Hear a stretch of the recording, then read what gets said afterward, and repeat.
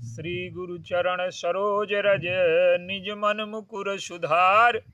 वर्णहु रघुबर बिमल जस जो दायक फल चार। बोलिए सियावर रामचंद्र की जय। सिय राम मैं सब जग जानी करऊं प्रणाम जोर जुग पानी। आइए, हमारे जीवन में जो उपासना है, पूजा है, जो हम पूजा करते हैं वो खंडित न होने पाए। हमारे सनातन में एक व्यवस्था है कि खंडित मूर्ति की पूजा नहीं की जाती, और हम में से अधिकांश लोग ऐसे हैं जो न जानते हुए खंडित मूर्ति की पूजा करते हैं। जैसे एक दृष्टांत लें, जो मूर्ति दिखाई दे रही है सामने वो खंडित नहीं है, हमारी जो पूजा का ढंग है वो खंडित है। जैसे भगवान श्री गणेश की पूजा है। गणेश जी का स्वरूप क्या है? जो उनकी मूर्ति होती है सामने, तो उनके 4 हाथ होते हैं। हाथी का उनका मुंह है, गजबदन है, वो बड़ा पेट है। ज्यादा व्याख्या न करके हम संक्षेप में इस सूत्र को रखते हैं। तो जब हम गणेश जी की पूजा करें तो उसमें 4 हाथ हों।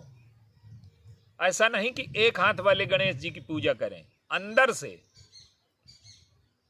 तो अब 4 हाथ का क्या तात्पर्य है? गणेश जी के एक हाथ में अंकुश है। अंकुश का तात्पर्य यह है कि वो किसी वाहन में हाथी पर नहीं बैठे। जो भी विवेकी लोग हैं, जो भी बुद्धिमान लोग हैं, जो भी बोध को प्राप्त लोग हैं,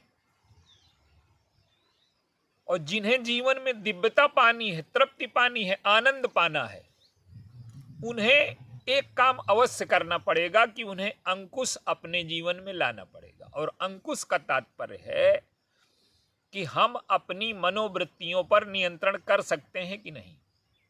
हमारी काम की वृत्ति अनियंत्रित हो रही है, वो विवाह से अलग जा रही है, तो हमारे जीवन में अंकुश नहीं रहा। गणेश जी की पूजा नहीं हम कर पाए, इस हाथ को हमने छोड़ दिया। लोभ, क्रोध, अहंकार जो हमारी प्रवृत्तियां हैं, अगर इन पर हमने नियंत्रण करना नहीं सीखा तो गणेश जी के हाथ में जो अंकुश है, उस हाथ की जो पूजा का तात्पर्य है वो हमारे जीवन में नहीं उतरा। गणेश जी के हाथ में मोदक है। मोदक का क्या तात्पर्य है? कि जिसके जीवन में विवेक होगा, जो अपने जीवन में प्रवृत्तियों पर अंकुश रख सकता है, उसके जीवन में विद्या का फल, मिठास, मोदक आ जाएगी। अगर हमारे जीवन में मिठास नहीं है, हमारे जीवन में रस नहीं है, तो हम चाहे जितने विद्वान हों, चाहे जितने पढ़े लिखे हों, हमारे जीवन में विद्या का फल नहीं आया। श्री रामचरितमानस में इसका संकेत किया गया। कथा सुधा मथि काढ़हि भगति मधुरता जाहि। ब्राह्मण और विद्वान वो है जो कथा से अमृत निकाल ले। आजकल तो कथा से जहर निकालने की पद्धति आ गई है। तोड़ मरोड़ करके दूसरे के भावों को विकृत करना, अपने भावों को विकृत करना।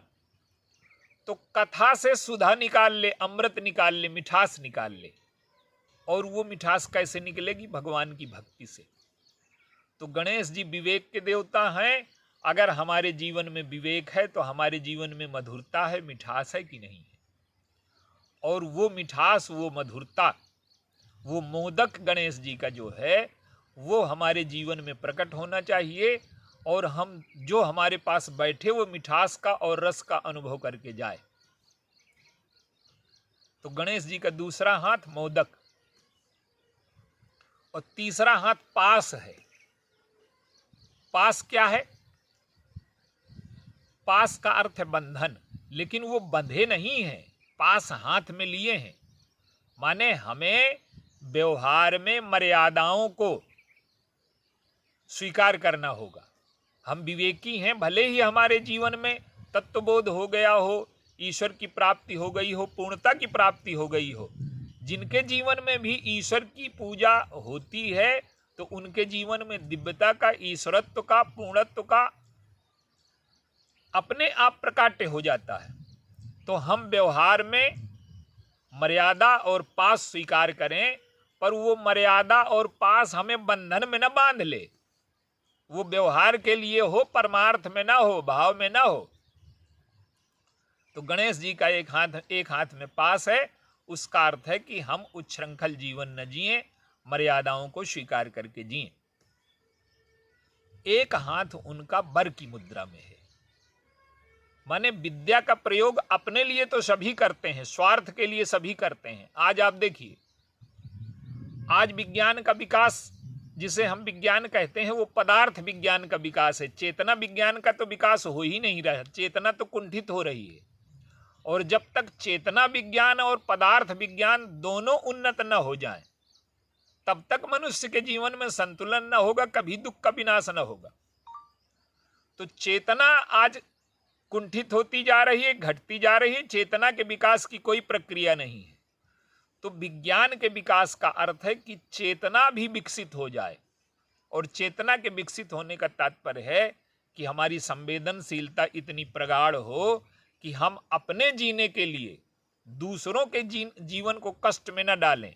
आज विज्ञान के विकास ने सृष्टि के लाखों जीवों को नष्ट कर दिया, और हजारों प्रजातियां रोज नष्ट हो रही हैं। दूसरे को मिटा करके जीने की ये कोई पद्धति नहीं है, और जब कोई जीव न रहेगा तो मनुष्य भी न रह जाएगा। तो जो विकास है विज्ञान का, चेतना का विकास है, वो पूजा से आता है। तो हम अपनी विद्या का दूसरों के लाभ के लिए, दूसरों के जीवन के लिए उपयोगी प्रयोग कर सकते हैं कि नहीं। और आज विद्या संहार के लिए, आज देखिए हजारों अस्त्र शस्त्र बन गए, हजारों युद्ध हो रहे हैं, मानवता चीख पुकार रही है, और विद्या का दुरुपयोग हो रहा है। विद्या बिन विवेक उपजाए। तो विद्या का प्रयोग अगर हम दूसरों के लिए कर सकते हैं तो गणेश जी का ये चौथा हाथ है। तो ये जो पूजा है गणेश जी की, तो चार हाथ की हम पूजा कर रहे हैं। ये चीजें हमारे जीवन में है कि नहीं है। उनका बड़ा पेट है, माने वो जो है पचा लिया विद्या को, जो विद्या को पचा लेता है, लंबोदर हैं वो, और बहुत अधिक तेज गति वाले नहीं हैं। माने जो सात्विक विचार वाले हैं वो अंधाधुंध दौड़ में नहीं पड़ते। और जो गज का सिर है उनका, वो इसलिए लगाया गया कि उन्हें बुद्धिमत्ता का अहंकार था। पार्वती जी श्रद्धा है, श्रद्धा के स्नान वो स्नान कर रही है, माने जीवन में जो निर्मलता है। श्रद्धा स्नान कर रही है माने जीवन में निर्मलता। और उन्होंने आज्ञा पालन का सही अर्थ नहीं लिया, तो भगवान शंकर ने उनका सिर काट करके गज का लगा दिया। माने हमारे जीवन में विद्वता हो, बोध हो, पर उसका अहंकार ना हो। इतने गुण अगर हमारे जीवन में हैं तो हमने गणेश जी की पूजा पूरी की। खंडित मूर्ति की पूजा नहीं है। हम किसी की भी पूजा करें, जैसे भगवान राम की पूजा करते हैं, तो भगवान राम के अनुयायी होने का, पूजा करने का अर्थ ये है कि भगवान राम के जीवन का सबसे बड़ा प्रयास क्या है? रावण का वध। और रावण क्या करता है? दूसरों के आंख में आंसू ले आता है।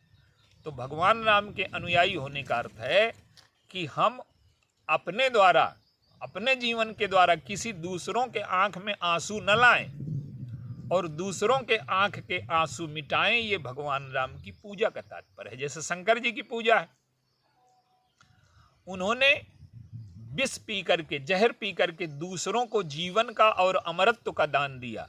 तो ये जितने भी देवता हैं, इनकी पूजा में हम ये सावधानी रखें कि हम कहीं खंडित पूजा तो नहीं कर रहे और पूजा के नाम पर इनके विरुद्ध आचरण तो नहीं कर रहे। जैसे शंकर जी हैं, उनका एक शत्रु है काम, और अगर काम हमारा मित्र है तो शंकर जी हमारे मित्र कैसे हो सकते हैं?